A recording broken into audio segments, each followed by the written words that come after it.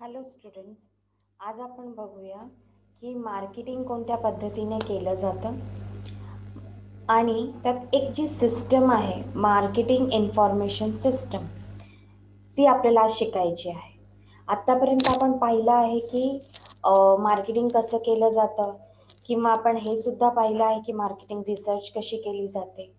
आज आपल्याला स्पेसिफिकली एक सेपरेट टॉपिक शिकायचा आहे. युनिट 1मध्येच आहे, पण त्या सेपरेट टॉपिकचं नाव आहे मार्केटिंग इन्फॉर्मेशन सिस्टम. तर आपण स्टार्ट करूया आजचं सेशन विथ MIS. त्याला शॉर्टमध्ये आपण म्हणतो MIS. तुम्हाला स्क्रीनवर दिसेल की MIS कोणत्या पद्धतीने वर्क करतं. बघा, स्क्रीनवर एक पिक्चर दिसत आहे. MIS चा फुल फॉर्म सुद्धा तिकडे आहे. ठीक आहे, MIS चा फुल फॉर्म दिसतोय तुम्हाला, मार्केटिंग इन्फॉर्मेशन सिस्टम. तुम्हाला तुमच्या बुकमध्ये नोट डाऊन करून घ्यायचे आहे. स्टार्ट करूया विथ मार्केटिंग इन्फॉर्मेशन सिस्टम. हे सिस्टम वर्क कशी काय करते, पद्धतीने वर्क करते. इथे इन्फॉर्मेशन एका ठिकाणी गॅदर केलेली असते, इथे इन्फॉर्मेशन एका ठिकाणी स्टोअर करून ठेवलेली असते. त्याला म्हणतात मार्केटिंग इन्फॉर्मेशन सिस्टम. जेव्हा पण जशी गरज लागेल त्या पद्धतीने ही सिस्टम काय करते, वर्क करते आणि तिथून डेटा कलेक्ट करून त्याला यूज करण्यासाठी काय करते, ही सिस्टम हेल्पफुल असते. आता समजा मार्केटमध्ये गेल्यानंतर सगळ्यात इम्पॉर्टंट आहे आधी मार्केट रिसर्च करणं. मार्केट रिसर्च करताना खूप असा डेटा असतो जो आपण काय करून ठेवत असतो, कलेक्ट करून ठेवत असतो. Every time all data useful असेल असं गरजेचं नाहीये. Okay, every time all the data useful असेल असं गरजेचं नाही, बट कधीतरी तो डेटा मला युजफुल असेल. तो डेटा मला आज माझ्या रेकॉर्डमध्ये काय करून ठेवायचा आहे, स्टोअर करून ठेवायचा. तर तो जो डेटा मी एका ठिकाणी माझं स्टोअर करून ठेवेल, तर जेव्हा जशी ज्या वेळेला मला गरज लागेल त्यावेळेला तो डेटा मी काय करेल, यूज करेल. तर ही जी स्टोरिंग सिस्टम आहे, एका ठिकाणी तो मी डेटा यूज करते, स्टोअर करून ठेवते, जेव्हा गरज असेल तेव्हा त्याला मी युटिलाइज करेल. त्याला म्हणतात मार्केटिंग इन्फॉर्मेशन सिस्टम. डेफिनेशन दिली आहे तुम्हाला. Marketing information system consist of people, equipment and procedures to gather means collect करणं. पीपलची इन्फॉर्मेशन असेल, तुमच्याकडे ज्या इक्विपमेंट्स आहे त्याची इन्फॉर्मेशन असेल, त्याला गॅदर करून ठेवायचं, या इन्फॉर्मेशनला सॉर्ट आउट करायचे, जेव्हा गरज लागेल तेव्हा त्याला सॉर्ट आउट करायचंय, जशी गरज लागेल त्याला ॲनालाइज करायचंय, ॲनालाइज केल्यानंतर त्याला इव्हॅल्युएट करायचंय आणि इव्हॅल्युएट केल्यानंतर त्याला डिस्ट्रीब्यूट करायचंय जेव्हा जशी गरज लागेल त्या पद्धतीने. टाइमली ॲक्युरेट इन्फॉर्मेशन, टाइमली म्हणजे जेव्हा गरज लागेल ते. काय करण्यासाठी, डिसिजन्स घेण्यासाठी, डिसिजन मेकरसाठी ही काय आहे, खूपच युजफुल थिंग आहे की जेव्हा मार्केटमध्ये एखादी गोष्ट येतीये, मी त्याच्यावर रिसर्च करतीये, मला ती इन्फॉर्मेशन स्टोअर करून ठेवायची फॉर माय फ्युचरमध्ये जेव्हा पण मला माझ्या डिसिजनची गरज लागेल तेव्हा मी हा डेटा यूज करेल आणि मी माझे डिसिजन्स घेईन. आता याचे फीचर्स कोणकोणते आहेत ते आपल्याला वन बाय वन बघायचे आहेत. खूपच इम्पॉर्टंट पार्ट आहे फीचर्ससाठी सुद्धा. रेग्युलर जे आपण बघतो त्या सगळ्या गोष्टी आहेत. सगळ्यात पहिले आहे सिस्टमॅटिक प्रोसेस. जशी other information, other process systematic असतात, same MIS marketing information system सुद्धा काय आहे, सिस्टमॅटिक प्रोसेस आहे. सिस्टमॅटिक म्हणजे प्रोफेशनल्स कंडक्ट करतात, जेव्हा गरज असेल टाइम टू टाइम तेव्हा कंडक्ट केली जाते, सिस्टमॅटिकली कंडक्ट केली जाते. जशी गरज असेल त्या पद्धतीने याला मॉडिफाय केलं जातं. मी माझा डेटा जसं पाहिजे तेव्हा त्या पद्धतीने मी इथून कलेक्ट करू शकते. MIS हेल्प करतं या प्रोसेसला, डेटा कलेक्ट करणं, त्याला सॉर्ट आउट करून ठेवणं, स्टोअर करून ठेवणं, त्याला ॲनालाइज करणं आणि जेव्हा ज्या पद्धतीने गरज लागेल या डेटाला उचलून त्याला यूज करणं. नेक्स्ट आहे प्रोफेशनल अप्रोच. प्रत्येक जण MIS करू शकत नाही. एक प्रोफेशनल स्टाफ लागतो MIS करण्यासाठी. त्यांना ट्रेनिंग प्रोव्हाइड केली गेलेली असली पाहिजे. प्रॉपर स्टाफ पाहिजे, त्यांना एज्युकेशन दिलं असलेलं असलं पाहिजे, त्यांना एक्सपिरियन्स पाहिजे. About what? About M-I-S. की डेटा कलेक्ट कसा करायचा आहे, त्याला स्टोअर कसा करून ठेवायचा आहे, त्याचं नॉलेज त्यांच्याकडे असलं पाहिजे. कंटिन्युअस इन नेचर आहे. कंटिन्युअसली जेव्हा जशी गरज लागेल त्या पद्धतीने तुम्ही त्याला काय करू शकता, मॉडिफाय करू शकता. कंटिन्युअस प्रोसेस आहे. एखादा इन्फॉर्मेशन मला मिळाल्यानंतर मी त्याला स्टोअर करून ठेवली, याचा अर्थ असा नाही की माझी जी एम-आय-एस प्रोसेस आहे ती संपली. अदर काही इन्फॉर्मेशन असतील, अदर काही गव्हर्नमेंट स्ट्रॅटेजीज असतील, अदर काही थिंग्स असतील, त्याच्यासाठी सुद्धा मी एम-आय-एस यूज करू शकते. कंपोनेंट्स आहेत, डिफरंट कंपोनेंट्स आहेत एम-आय-एस साठी. याच्यावर एक सेपरेट क्वेश्चन आहे, तो आपण शिकणार आहोत, जो तुम्हाला शॉर्ट नोट मध्ये सुद्धा येऊ शकतो. तर कंपोनेंट्स ऑफ एम-आय-एस वाला पार्ट आपण डिटेल मध्ये त्या क्वेश्चन मध्ये शिकूया. इथे फक्त मी तुम्हाला पॉइंट सांगते की कोणकोणते कंपोनेंट्स आहेत. सगळ्यात पहिला कंपोनेंट आहे मार्केटिंग रिसर्च, जो ऑलरेडी तुम्ही शिकलेला आहात. लास्ट लेक्चर मध्ये मी स्वतः तुम्हाला एक्सप्लेन केलेला आहे की मार्केटिंग रिसर्च काय असतं. सेकंड आहे इंटरनल रेकॉर्ड्स, जे तुमचे सेल्स रेकॉर्ड असतात, परचेस रेकॉर्ड असतात, internal cash books, balance sheet records, हे सगळे ऑडिट रिपोर्ट्स वगैरे हे जे रेकॉर्ड्स आहेत त्याला म्हणतात इंटरनल रेकॉर्ड्स. हे सुद्धा एम-आय-एस साठी यूज केले गेलेले असतात. त्याच्यानंतर आहे marketing intelligence system. Marketing intelligence system म्हणजे डेटा कलेक्ट करणं, सॉर्ट आउट करणं, अॅनलाइज करणं, ज्या वेळेला जो डेटा लागेल त्या पद्धतीने त्याला स्टोअर करून ठेवणं, याला म्हणतात marketing intelligence system. And the last one MDS, marketing decision support system. Marketing decision support system म्हणजे मार्केटिंगचे जे पण आपण डिसिजन घेतो ते डिसिजन आपण या डेटावरून घेतो. हाच डेटा हार्डवेअर मध्ये आहे, सॉफ्टवेअर मध्ये आहे. हे जे सपोर्टिंग सिस्टम आहे त्यांच्या थ्रू मी काय करते, माझे डिसिजन घेते, म्हणून त्याला म्हणतात मार्केटिंग डिसिजन सपोर्ट सिस्टम. हे 4 कंपोनेंट आहेत जे काय करतात, एम-आय-एस साठी वर्क करतात. Unified and centralised. Unified means useful, unique, जो डेटा मला यूज होणार आहे असा डेटा, आणि सेंट्रलाइज म्हणजे वन प्लेस, एका प्लेसवर त्याला काय करून ठेवणं, सेव्ह करून ठेवणं. जो डेटा मला युजफुल आहे, जो डेटा माझ्या ऍक्टिव्हिटीज साठी कंटिन्युअसली यूज होणार आहे, असा डेटा मी माझा काय करून ठेवते, सेपरेट करून त्याला अॅनलाइज करून ऍट वन प्लेस, एका ठिकाणी त्याला मी स्टोअर करून ठेवते, त्याला म्हणतात centralised. Use of latest technology. Latest technology, नवीन नवीन ज्या टेक्नॉलॉजीज असतात एम-आय-एस साठी यूज करणं खूप गरजेचं आहे. ज्या न्यू टेक्निक्स आहेत त्या एम-आय-एस साठी आणणं गरजेचं आहे. जर त्या सॉफ्टवेअर रिलेटेड असतील, हार्डवेअर रिलेटेड असतील, कॉम्प्युटराइज्ड टेक्निक्स, सगळ्या टेक्निक्स आपल्या स्टाफला त्याचे ट्रेनिंग प्रोव्हाइड करायचे आहेत. लेटेस्ट टेक्नॉलॉजी मध्ये तुम्हाला हा डेटा स्टोअर करून ठेवायचा आहे, जेव्हा जशी गरज लागेल त्याला यूज करायचा आहे तो. Cost effective information. डेटा परत परत तुम्हाला गॅदर करायचा नाहीये. डेटा कलेक्ट करण्यासाठी एकदाच तुम्हाला जो खर्च लागणार आहे तो लागणार आहे. त्याला स्टोअर करून ठेवला तर फ्युचर मध्ये जसा तुम्हाला गरज असेल, तुम्हाला तो फक्त डेटा उचलायचा आहे आणि तुम्हाला काय करायचंय, त्याला यूज करायचंय. कॉस्ट इफेक्टिव्ह आहे, फॅसिलिटेट आहे, कुठेही जास्ती खर्च नाहीये, एक्सपेन्सिव्ह नाहीये. फक्त तुम्हाला डेटा सॉर्ट आउट करण्यासाठी, कलेक्ट करण्यासाठी, अॅनलाइज करण्यासाठी प्रोफेशनलची गरज आहे, जे तुम्हाला फ्युचर बेनिफिट देतील. डिसिजन मेकिंग साठी खूप जास्त युजफुल आहे. डिसिजन मेकिंग साठीच एम-आय-एस यूज केलं जातं. जी इन्फॉर्मेशन स्टोअर करून ठेवलेली असते त्याला आपल्या फ्युचर बेनिफिट साठी किंवा फ्युचर मध्ये जेव्हाही काही डिसिजन्स घ्यायचे असतील त्यावेळेला या डेटाला यूज केलं जातं. त्याला म्हणतात डिसिजन मेकिंग, की डिसिजन जेव्हा जेव्हा घ्यायचं असेल मी या डेटाला माझ्या पद्धतीने यूज करू शकते. Regular, at any place, anywhere तुम्हाला काय सप्लाय इन्फॉर्मेशन दिलेली असते. जेव्हा जसं पाहिजे तुम्हाला या डेटाच्या थ्रू इन्फॉर्मेशन सप्लाय होत असते.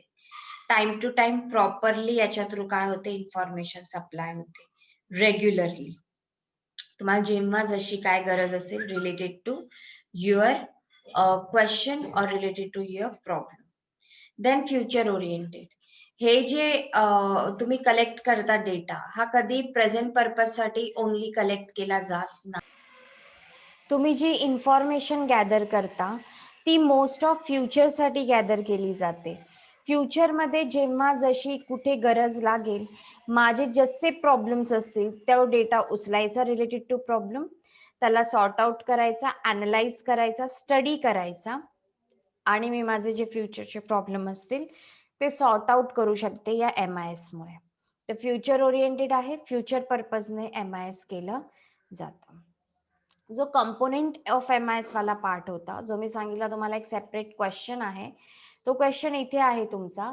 हा क्वेश्चन आहे तो की त्याचे जे 4 कंपोनेंट्स आहेत त्याच्यावर तुम्हाला एक सेपरेट डिटेलमध्ये क्वेश्चन शिकायचा आहे, आन्सर शिकायचं आहे. तर फर्स्ट आहे इंटरनल रेकॉर्ड. इंटरनल रेकॉर्ड मध्ये काय काय इन्क्लूड असतं? तुमचं area, product, services, sales record, marketing record, research record, production record, purchase record, हे सगळे रेकॉर्ड एका रिपोर्ट्स वगैरे हे सगळं गॅदर केलं जातं आणि हा डेटा एका ठिकाणी स्टोअर करून ठेवला जातो. त्याला म्हणतात इंटरनल रेकॉर्ड्स. इंटरनल रेकॉर्ड्समध्ये काय होतं? इंटरनल रेकॉर्ड्स मोस्ट ऑफ केलं जातं प्रमोशनल ॲक्टिव्हिटीजसाठी. कारण मला ज्या इंटरनल माझ्या इन्फॉर्मेशन मिळतील त्या मी गॅदर करून ठेवेल फॉर फ्युचर पर्पज आणि फॉर ग्रोथ पर्पज. ओके. तर प्रमोशनल ॲक्टिव्हिटीज असतील, ॲडव्हर्टाइजमेंट असेल, सेल्स प्रमोशन असेल, माझ्या प्रोडक्टची प्राइस डिसाईड करायची आहे, तर मला इंटरनल रेकॉर्ड युजफुल आहे. मला जर प्रोडक्ट कस्टमरचे एक्सपेक्टेशन आणि माझे प्रोडक्ट हे मॅच होत आहेत की नाही ते जर पाहायचं असेल तर मला इंटरनल रेकॉर्ड युजफुल आहे. त्याच्यानंतर मी असं म्हणू शकते की जर समजा प्लेस कोणता चूज करायचा आहे माझ्या प्रोडक्टच्या डिलिव्हरीसाठी किंवा चॅनल्स कोणते यूज करायचे, डायरेक्ट मॅन्युफॅक्चर टू कस्टमर की मध्ये मला काही इंटरमिडियरीज पुट करायचे आहेत, इन्व्हॉल्व करायचे आहेत, ते सुद्धा मला याच्याने हेल्पफुल होईल. कस्टमरच्या काही कंप्लेंट्स असतील तर मी इथे त्याला सॉर्ट आउट करू शकते. कस्टमर सोबत एक प्रॉपर रिलेशन मेंटेन करू शकते. या सगळ्या गोष्टींसाठी मला इंटरनल रेकॉर्ड प्रॉपर असणं खूप गरजेचं आहे आणि याच्यासाठी हे युजफुल असतं. इवन न्यू प्रोडक्ट सुद्धा मला एखादा मार्केटमध्ये लॉन्च करायचा आहे, तर इंटरनली मी किती स्ट्रॉंग आहे, इंटरनली मी ह्या गोष्टी किती कोणत्या पद्धतीने आणि कुठपर्यंत हँडल करू शकते, माझी कॅपेबिलिटी काय आहे, हे सगळं कशाने समजेल? इंटरनल रेकॉर्ड्समुळे समजेल. नेक्स्ट आहे मार्केटिंग इंटेलिजन्स. मार्केटिंग इंटेलिजन्स म्हणजे तुमची जी इन्फॉर्मेशन आहे ती कंपनीची रिलिव्हंट इन्फॉर्मेशन गॅदर करायची आहे, त्याला ॲनलाइज करायची आहे आणि त्याला स्टोअर करून ठेवायची आहे. ही इन्फॉर्मेशन कोणती असू शकते, पण मार्केट अपॉर्च्युनिटीजला समजून घ्यायचं आहे. ही जी इन्फॉर्मेशन तुम्ही काय कराल? कलेक्ट कराल. मार्केटमध्ये किती मला अपॉर्च्युनिटी आहे माझे प्रोडक्ट्स विकण्यासाठी, मार्केटमध्ये किती संधी मिळत आहेत मला ग्रो करण्यासाठी, हे सगळं मला मार्केटिंग इंटेलिजन्स सिस्टममुळे कळतं. मार्केट अपॉर्च्युनिटीला आयडेंटिफाय करायला हेल्प होते याच्यामुळे. मार्केट ट्रेंड्स काय आहेत, न्यू फॅशन, न्यू ट्रेंड्स यांची इन्फॉर्मेशन मला मिळते याच्यावरून. न्यू मार्केट कोण आहे, कोण कॉम्पिटिटर आला आहे, त्याच्या स्ट्रॅटेजीज काय आहेत किंवा कोणत्या पद्धतीने न्यू प्रोडक्ट मार्केटमध्ये आला आहे, तो प्रोडक्ट माझ्या प्रोडक्टसाठी किती हार्मफुल आहे किंवा किती युजफुल आहे, किती कॉम्पिटिटिव्ह आहे, माझा प्रोडक्ट एक्झिस्टिंग मार्केटमध्ये किती मी एक्सपांड करू शकते, या सगळ्या गोष्टी समजू शकतात मार्केटिंग इंटेलिजन्समुळे. थर्ड पार्ट आहे मार्केटिंग रिसर्च. हा पार्ट ऑलरेडी लास्ट लेक्चरमध्ये आपण डिटेलमध्ये शिकलेलो आहोत की मार्केटिंग रिसर्च काय असतं. मी आता तुम्हाला फक्त इतकं सांगेन की मार्केटिंग रिसर्चमध्ये कोणकोणते डिफरंट रिसर्च आहेत ज्या केल्या जातात. सगळ्यात पहिली रिसर्च तुम्हाला माहिती असेल कस्टमर रिसर्च किंवा कन्झ्युमर रिसर्च. मार्केटमध्ये जे कन्झ्युमर आहेत तेच माझ्यासाठी खूप इम्पॉर्टंट पार्ट आहेत. ते जर नसतील तर मी रिसर्च करू शकत नाही. तर या कस्टमर कन्झ्युमरचे रिसर्च केले जातात, त्यांचे टेस्ट, त्यांचे प्रेफरन्सेस ते सॅटिस्फाईड आहेत की नाहीत, या सगळ्या गोष्टी. डीलर रिसर्च, तुमचे प्रोडक्ट जे विकतायत मार्केटमध्ये, ते डीलर्स सुद्धा रिसर्च करणं गरजेचं आहे, त्यांचा फीडबॅक कलेक्ट करणं गरजेचं आहे. तुम्हाला त्या डीलर्सबद्दल इन्फॉर्मेशन गॅदर करून, जर समजा काही प्रॉब्लेम्स असतील तर तुम्हाला डीलरवरून कळतील, डीलरकडून कळतील. आणि डीलर सगळ्यात जास्ती अटॅच असेल कन्झ्युमरशी. तर त्याची इन्फॉर्मेशन कलेक्ट करायची, त्याची रिसर्च करायची. प्रोडक्ट रिसर्च, तुम्ही मार्केटमध्ये जे प्रोडक्ट विकताय त्याची प्रॉपर रिसर्च तुम्हाला करायची आहे. कुठे क्वालिटीमध्ये काही कॉम्प्रोमाइज आहे का, प्रॉपर आहे की नाही, फीचर्स प्रॉपर आहे की नाही, स्पेसिफिकेशन प्रॉपर आहे की नाही, या सगळ्या गोष्टी. प्रमोशन रिसर्च, प्रॉपरली प्रमोट करायचं आहे. प्रमोट म्हणजे ॲडव्हर्टायझिंग, सेल्स प्रमोशन, पब्लिसिटी, हे सगळं प्रमोशन रिसर्चमध्ये येतं. प्राइसिंग रिसर्च, प्राइस प्रॉपर आहे की नाही हे सगळं येतं प्राइसिंग रिसर्चमध्ये. कॉस्ट, प्रॉफिट, प्राइस प्रॉपर असली पाहिजे. प्लेस रिसर्च, कोणत्या प्लेसवर जाऊन विकताय, तिथून तुम्हाला किती बेनिफिट होतोय, किती रिस्पॉन्स मिळतोय, हे सगळं येईल प्लेस रिसर्चमध्ये. ते डिफरंट टाईप ऑफ रिसर्च आहेत मार्केटिंग रिसर्चमध्ये. लास्ट आहे marketing decision support system. Marketing decision support सिस्टममध्ये सगळ्यात इम्पॉर्टंट पार्ट आहे तुम्हाला फोरकास्टिंग करायचं आहे. डिसिजन घेण्यासाठी फ्युचरमध्ये थोडं जायचं आहे, अंदाज लावायचा आहे, अंदाजे कॉस्ट काढायचं आहे किंवा प्रोडक्टबद्दल इन्फॉर्मेशन काढायची, फोरकास्टिंग तुम्हाला करायची आहे. त्याच्यावरून एक कस्टम डेटा डिझाईन करायचा आहे आणि मग त्या डेटाबेसला बेस ठेवून तुम्हाला तुमचे डिसिजन्स घ्यायचे आहेत. एक फोरकास्टिंग, एक आराखडा काढायचा आहे आणि त्या आराखड्यावरून तुम्हाला तुमची सपोर्ट सिस्टम काय करायची आहे, स्ट्रॉंग बनवायची आहे मार्केटिंग डिसिजनसाठी. हे सगळे कंपोनेंट्स आहेत. डिटेल इन्फॉर्मेशन तुम्हाला याच्यात प्रोव्हाइड केली गेलेली आहे. त्याच्यानंतर आहे डेटा मायनिंग. डेटा मायनिंग काय असतं? डेटा मायनिंग एक प्रोसेस आहे जी रॉ डेटाला कन्वर्ट करते युजफुल इन्फॉर्मेशनमध्ये. एक सेपरेट पार्ट आहे, जसं MIS मध्ये डेटा स्टोअर करून ठेवला जातो, डेटा मायनिंगमध्ये तो डेटा आधी प्युरिफाय केला जातो. प्युरिफाय करणं म्हणजे जे युजफुल आहे ते ठेवा, जे युजफुल नाही आहे त्याला काढून टाका. तर रॉ मटेरियलला कन्वर्ट केलं जातं एका युजफुल इन्फॉर्मेशनमध्ये. डेटा मायनिंगला आपण म्हणतो नॉलेज डिस्कव्हरी इन डेटाबेस. ऑब्जेक्टिव्हमध्ये विचारू शकतात, तर तुम्हाला इन्फॉर्मेशन असली पाहिजे की डेटा मायनिंगला अजून काय म्हटलं जातं.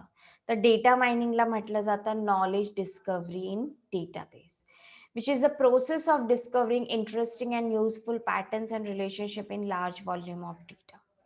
तुम्ही जो डेटा कलेक्ट करून ठेवताय त्याचे रिलेशनशिप काय आहेत अदर व्हॉल्यूम सोबत, त्याचे पॅटर्न्स काय आहेत, कोणत्या टाईपचा डेटा आहे, हे सगळं याच्यात सांगितलेलं असतं. Data warehouse is a company wide electronic database of detail customer information. Data warehouse म्हणजे काय? याच्यात डेटा स्टोअर करून ठेवला जातो, त्याला म्हणतात डेटा वेअरहाऊस. इथे इलेक्ट्रॉनिक, आता हा डेटा जुन्या काळासारखा मॅन्युअली नाही कलेक्ट केला जात. प्रॉपरली हा इलेक्ट्रॉनिक डेटाबेस असतो. कॉम्प्युटर सिस्टममध्ये, सॉफ्टवेअरमध्ये हा डेटा कस्टमरच्या इन्फॉर्मेशन कस्टमर वाईज काय केला जातो, स्टोअर करून ठेवला जातो.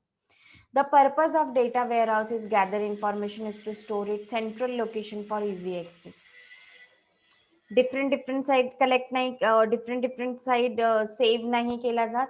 एका ठिकाणी सेंट्रल लोकेशनमध्ये जिथे सगळेजण एका वेळेला पोहोचू शकतात, इझिली ऍक्सेस करू शकतात, अशा ठिकाणी काय केला जातो, डेटा वेअरहाऊसमध्ये हा डेटा स्टोअर केला जातो.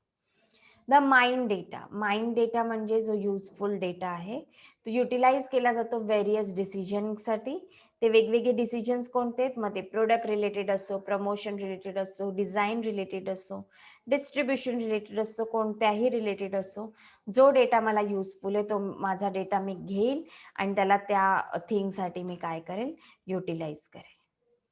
आता डेटा मायनिंगची एक प्रॉपर प्रोसेस आहे. ती प्रोसेस काय आहे?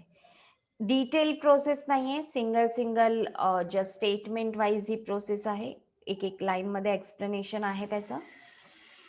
Collection of data and loading into data warehouse. आधी डेटा कलेक्ट करायचा आहे आणि तो डेटा कुठे लोड करायचा आहे, तुम्हाला वेअरहाऊसमध्ये लोड करून ठेवायचा आहे. Second, store and manage data in multi dimensional database. जशी जिथे ज्या पद्धतीने गरज असेल, वेगवेगळ्या ठिकाणी, वेगवेगळ्या सर्व्हरमध्ये, वेगवेगळ्या क्लाउड्समध्ये हा डेटा सेव्ह करून ठेवायचा. जर एका क्लाउडने वर्क नाही केला, क्लाउड तुम्हाला माहित असेल जिथे डेटा सेव्ह केला जातो इंटरनेटच्या थ्रू, तर वेगवेगळ्या क्लाउडमध्ये यूज करून ठेवायचं आहे. एक क्लाउड वर्क नाही केला तर सेकंड क्लाउड काय करेल, तुम्हाला सपोर्ट करेल. तर डिफरंट मल्टी डायमेन्शनल डेटाबेसमध्ये हा डेटा स्टोअर करायचा आहे. Provide data for business analysis. जेव्हा गरज असेल तेव्हा हा डेटा तुमच्या बिझनेस अनालायसिससाठी, बिझनेस इन्फॉर्मेशनसाठी हा डेटा काय करायचा आहे, यूज करायचा आहे. Sorts the database based on the users requirement. जो डेटा यूज करणार आहे तो या डेटाचा कोण झाला, युजर झाला. त्याच्या रिक्वायरमेंटनुसार तुम्हाला हा डेटा काय करायचा आहे, त्याला प्रोव्हाइड करायचा आहे जेव्हा जशी गरज लागेल तेव्हा. And the last one, end user presents the data into understandable format. End user म्हणजे जो सगळ्यात शेवटी आणि जो सगळ्यात इन्फॉर्मेटिव्हली इम्पॉर्टंटली हा डेटा यूज करणार आहे तो एंड युजर आहे. एंड युजर म्हणजे की लास्टला हा डेटा एका अंडरस्टँडेबल फॉर्मॅटमध्ये काय करायचं आहे, तुम्हाला पुट करायचं आहे. अंडरस्टँडेबल फॉर्मॅट म्हणजे प्रॉपर रीडेबल असला पाहिजे, ग्राफ, टेबल, शेड्यूल फॉर्म, म्हणजे या डेटाची इन्फॉर्मेशन प्रॉपरली त्या युजरपर्यंत पोहोचेल. त्याच्यानंतर आहेत इम्पॉर्टन्स ऑफ डेटा मायनिंग. काय काय इम्पॉर्टन्स आहेत ते बघू आपण डेटा मायनिंगचे. फर्स्ट इम्पॉर्टंट आहे कन्झ्युमर बिहेवियर. कन्झ्युमर बिहेवियर कोणत्या पद्धतीने, आता बघा मार्केटमध्ये जेव्हा कन्झ्युमर असतात तर त्यांचं बिहेवियर नोट डाऊन केलं जातं की कोणत्या पद्धतीने ते बिहेव करताय. ही खूप इम्पॉर्टंट थिंग आहे की कोणत्या पद्धतीने तुमच्या प्रोडक्टशी ते फ्रेंडली आहेत, एक्सेप्ट करतायत की इग्नोर करतायत, एक्सेप्ट करतायत की एक्सेप्ट करत नाहीयेत, या सगळ्या गोष्टी. तर डेटा मायनिंग खूप इम्पॉर्टंट आहे कन्झ्युमर बिहेवियरसाठी. कन्झ्युमरचं स्टडी केलं जातं याच्यामुळे. वॉलमार्ट किंवा डी मार्ट किंवा जे मोठमोठे हे मॉल्स किंवा सुपर मॉल्स आहेत, हे काय करतात, कन्झ्युमरचा डेटा कलेक्ट करून ठेवतात. जे रेग्युलर कस्टमर आहेत त्यांच्या बिहेवियरवरून नोट डाऊन करतात की ते किती हॅप्पी आहेत, किती अनहॅप्पी आहेत. त्याच्यासोबत ते काय करतात, रेग्युलरली त्यांच्यासोबत कॉन्टॅक्ट करतात. कस्टमर लॉयल्टी इम्पॉर्टंट थिंग आहेत. तुमचे कस्टमर तुमच्यासोबत किती लॉयल आहेत. लॉयल्टीचा मिनिंग मी तुम्हाला सांगितलंय, रिपीट परचेस, एक प्रोडक्ट पुन्हा परचेस करतायत आणि दुसऱ्यांना सुद्धा रिकमेंड करतायत, त्याला म्हणतात कस्टमर लॉयल्टी. तर तुमचे कस्टमर तुमच्यासोबत किती लॉयल आहेत, की कुठपर्यंत तुम्हाला सपोर्ट करतायत, या सगळ्या गोष्टी डेटा मायनिंग मुळे इझिली तुम्हाला समजू शकतात. कॉम्पिटिटिव्ह ॲडव्हान्टेज ऑलरेडी आपण डिस्कस केलेलं आहे. कॉम्पिटिटिव्ह ॲडव्हान्टेज म्हणजे काय? कॉम्पिटिटिव्ह ॲडव्हान्टेज म्हणजे एका जागेवर दुसरे 2-3 असे कॉम्पिटिटर्स येतील. तुम्हाला त्यांच्यासोबत कॉम्पिटिशन करायचं आहे आणि ॲडव्हान्टेज घ्यायचा आहे तुमच्या बिझनेससाठी. तुम्हाला त्यांच्यासोबत डिस्प्यूट करायचं नाहीये. तुमचे प्रोडक्ट्स या पद्धतीने मार्केटमध्ये प्रेझेंट करायचे आहेत की कस्टमर्सला तुमचे प्रोडक्ट्स आवडतील. कॉम्पिटिशन करून तुमचे प्रोडक्ट्स तुम्हाला इफेक्टिव्हली विथ एथिक्स मार्केटमध्ये विकायचे. Corporate image means goodwill. तुमचं गुडविल मेंटेन करण्यासाठी सुद्धा डेटा मायनिंग युजफुल आहे, कारण useful data time to time तुम्हाला तो प्रोव्हाइड करतोय. लोअर ऑपरेटिंग कॉस्ट, तुमच्याकडे इन्फॉर्मेशन ऑलमोस्ट गॅदर केलेली असेल आणि कन्वर्ट केलेली असेल तर ऑपरेटिंग कॉस्ट कमी लागेल. ऑल दी टाइम तुम्हाला कॉस्ट स्पेंड करायची गरज नाहीये. खूप असे कस्टमर आहेत जे तुम्हाला डेली बेसिसवर सपोर्ट करतील. ॲडव्हर्टाइजमेंट कॉस्ट वाचेल किंवा अदर प्रमोशनल कॉस्ट वाचतील, कारण तुम्ही कस्टमरला तेवढे फ्रेंडली झालेले असाल, त्यांच्यासोबत तेवढं तुम्ही रिलेशन मेंटेन केलेलं असेल. Then higher returns. जितक्या सगळ्या गोष्टी पॉझिटिव्ह होतील ते मी रिटर्न्स तेवढे काय येतील, हायर येतील. हायर रिटर्न्स इम्पॉर्टंट आहे प्रॉफिट पॉइंट ऑफ व्ह्यू. प्रॉफिटमध्ये तुम्हाला प्रॉफिटमध्ये म्हणजे इकॉनॉमिकली मॉनिटरी ज्या गोष्टी मिळतील ते सगळं हायर रिटर्न्समध्ये येईल. नॉन मॉनिटरी रिटर्न्समध्ये येईल की तुमचे कस्टमर तुमच्यासोबत रिटेन राहिलेले आहेत, ते दुसऱ्या प्रोडक्टसोबत गेले नाही आहेत, हे सुद्धा तुमच्यासाठी रिटर्न आहेत. की तुमचे कस्टमर तुमच्या प्रोडक्टसोबत हॅप्पी आहेत, याच्याहून जास्ती कोणती अशी गोष्ट लागेल तुमच्या प्रोडक्टला विकण्यासाठी. ते जर हॅप्पी आहेत तर ते डेफिनेटली परचेस करतील रिटर्न, आणि दुसऱ्या फ्रेंड्स, कलिग्स, फॅमिली यांना सुद्धा ते रिकमेंड करतील की हेच प्रोडक्ट काय करा, परचेस करा. Then promotion mix. Promotion mix मध्ये सगळं काही येतं. प्लेस, कोणत्या प्राइस मध्ये विकताय, किंवा कोणत्या प्रकारे ऍडव्हर्टाईज करताय, कोणत्या प्रकारे डिस्काउंट देताय, गिफ्ट वाउचर देताय किंवा कुपोन्स देताय, कोणत्या पद्धतीने तुमच्या प्रोडक्टचा प्रमोशन करताय, हे कशात येईल? प्रमोशन मिक्स मध्ये. ओके. Pricing of product. तुमच्या प्रोडक्टच्या प्राइसिंग डिसाईड करण्यासाठी डेटा मायनिंग खूप युजफुल आहे. तुमचे प्रोडक्टचे प्राइसिंगसाठी डेटा मायनिंग युजफुल आहे, कारण डेटा मायनिंगसाठी जे प्रोडक्ट लागतील ते फुल प्रोडक्ट डेटा मायनिंगसाठी जी इन्फॉर्मेशन लागेल ती इन्फॉर्मेशन ऑलरेडी युजफुल इन्फॉर्मेशनमध्ये कन्वर्ट केलेली असेल, आणि त्याच्यावरून तुम्ही डिसाईड करू शकता की प्राइसिंग कोणत्या पद्धतीने डिसाईड कराल तुमच्या प्रोडक्टची, की मार्केटमध्ये त्याची डिमांड जास्तीत जास्त वाढेल.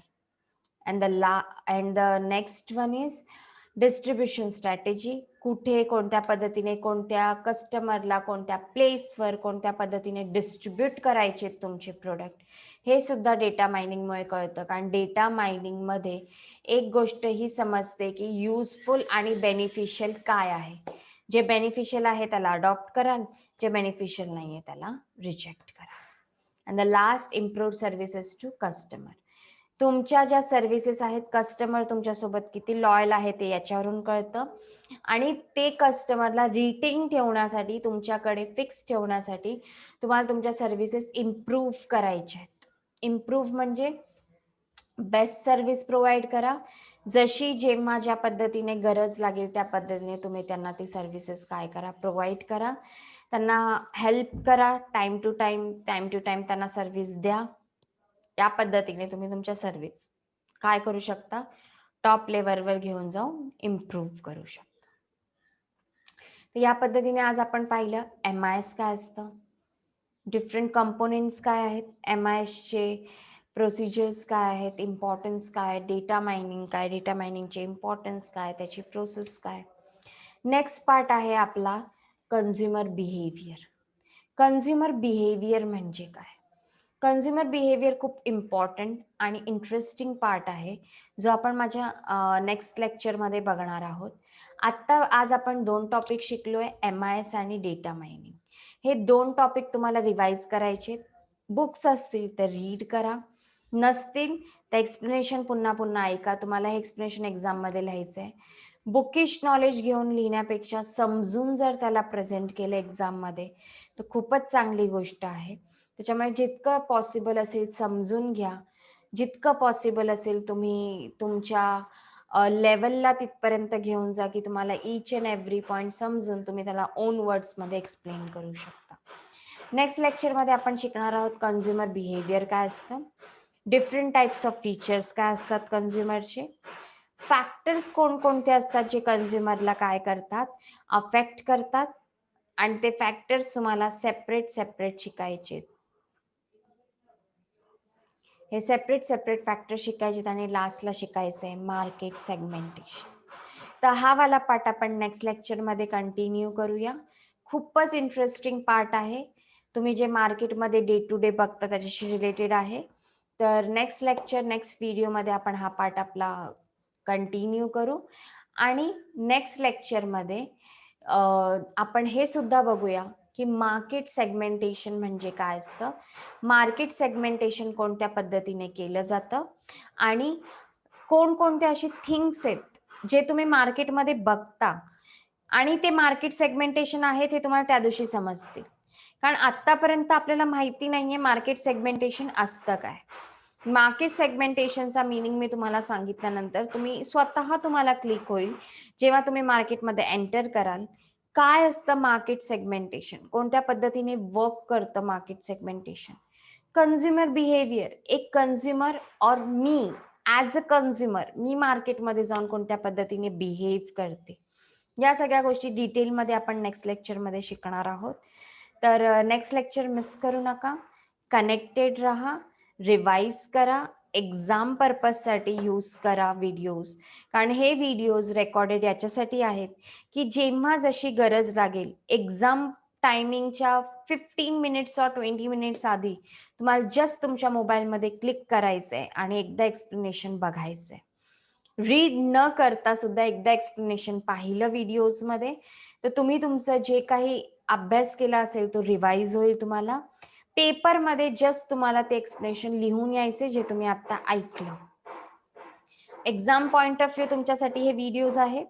एक्झाम मध्ये हेल्प व्हावी म्हणून हे रेकॉर्डेड लेक्चर्स आहेत की any time anywhere without any book तुम्ही हे लेक्चर्स बघू शकता जस्ट 1 क्लिकवर आणि तुम्ही रिवाइज करू शकता आणि एक्झामसाठी प्रिपेअर होऊ शकता. तर जेव्हा जशी गरज लागेल तशी तुमचे व्हिडिओज तुमच्याकडे तुमच्या मोबाईलमध्ये अवेलेबल आहेत. कनेक्टेड राहा, अभ्यास करत राहा आणि नेक्स्ट लेक्चरसाठी रेडी राहा. Bye bye. Take care. Have a good day.